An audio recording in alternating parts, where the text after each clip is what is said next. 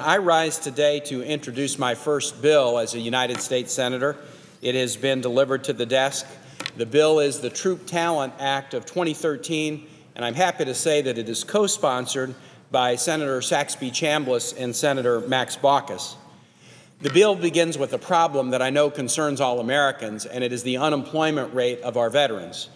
Currently, the national unemployment average is at 7.6%. But the unemployment rate for veterans is 9.4%.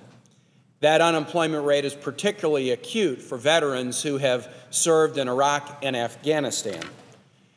We can't be comfortable if we see that statistic that our veterans have a higher unemployment rate than the national average. It should be otherwise. And in Virginia, where 1 in 9 of our citizens, 1 in 9 of our 8 million citizens from birth to death are veterans, this is a particularly acute challenge. And frankly, it's only going to get worse as more and more people exit military service in the drawdown from Afghanistan. What is the reason for the veterans' unemployment rate being higher than the national average? Well, some of the reasons have to do with medical challenges and issues that are in the province of the VA. But I learned of another reason as I was campaigning across the state for 19 months. I heard stories from veterans, and they would say the following. I was in the military. I was a battlefield medic, and I got out of the military, and I tried to get a job as a physician's assistant or nurse, and I was told I got no credit at all for my military experience as I tried to transition into the civilian world. I maintained Navy aviation engines for 20 years.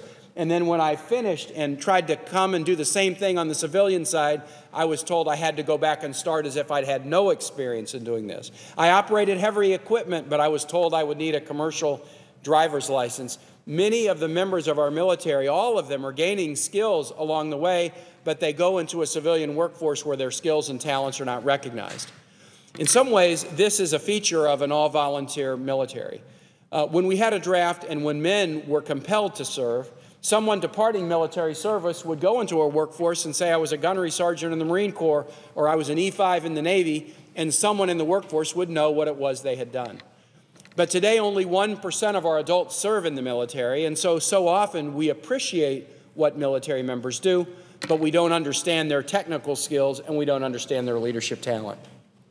And so that is the genesis for this Troop Talent Act of 2013. It's to make sure that military members, while they are active, are getting recognized, credentialed credit for the skills they obtain that will help them get immediate traction back into a civilian workforce. The Troop Talent Act has 3 pillars. The first is the credentialing of military members for the skills they obtain and the sharing of information between the military branches about the skills that they have with service members, with the private sector, and with agencies that would credential you with a civilian credential. That's the first pillar, credentialing people for the skills they obtain. The second pillar is a little bit of a policing function. Sometimes folks will prey on people leaving the military. Pay me $500 and I'll administer you a test that will give you a credential, but it turns out the credential is worthless. It used to be that the VA had a working committee to police these credentials granting agencies to make sure no one was being ripped off. That committee no longer is in service. This bill would restart it. And finally, the last thing this bill would do would be to take one particular industry sector, information technology, where there's huge needs to hire people and where our military members have significant skills, and try to accelerate the credentialing and traction for those particularly military members back into the civilian workforce. There's a current pilot project that DoD is working on with certain specialties, but not IT. This would seek to expand the pilot programs to add IT to the list where people are credentialed. In conclusion, Mr. President, what I'll say is this. This is about doing what the nation should do for our service members. And making sure that they can get the traction that they deserve for the service they provided. But it's not just about the members themselves. It's also about us. We have invested in our servicemen and women, and they have skills, both technical skills and leadership skills, that can help our society be more successful.